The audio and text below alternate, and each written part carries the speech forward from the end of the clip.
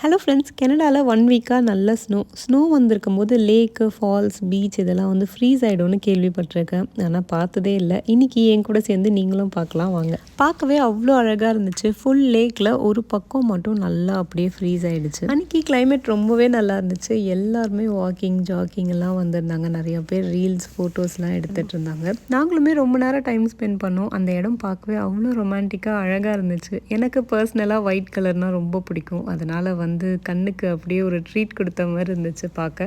உங்களுக்கும் பார்க்க ரொம்ப பிடிச்சிருந்துச்சுன்னா மறக்காமல் லைக் பண்ணுங்க. அந்த லேக் மேலே நிறைய கல்லெல்லாம் தூக்கி போட்டு பார்த்தோம். ஆனால் தண்ணி ஃபுல்லாக நல்லா ஸ்ட்ராங்காக ஃப்ரீஸ் ஆகிடுச்சு. பார்க்கவே ஒரு செம்ம சூப்பராக ஒரு நல்ல ஒரு எக்ஸ்பீரியன்ஸாகவே இருந்துச்சு. எங்களுக்கு குளிர ஆரம்பிச்சிருச்சுன்னு வீட்டுக்கு கிளம்பிட்டோம். ஹஸ்பண்டும் ஃப்ரெண்டும் வந்து பார்த்திங்கன்னா லேக் மேலேயே போயிட்டு நடந்துட்டு வந்திருக்காங்க. எனக்கு பார்த்தோன்னே அப்படியே ஹார்ட்டே நின்றுடுச்சு. எதுக்கு இந்த வேண்டாத வேலைன்னு கேட்டால் எங்கள் 2 பேருக்கும் ஸ்விம்மிங் தெரியும், நாங்கள் ரொம்ப டீப்பாலாம் போகல அப்படின்னாங்க. என்னதான் ஸ்விம்மிங் தெரிஞ்சாலும் அது டேஞ்சரஸ் தான். நல்லபடியாக வீட்டுக்கு வந்ததே போதும்.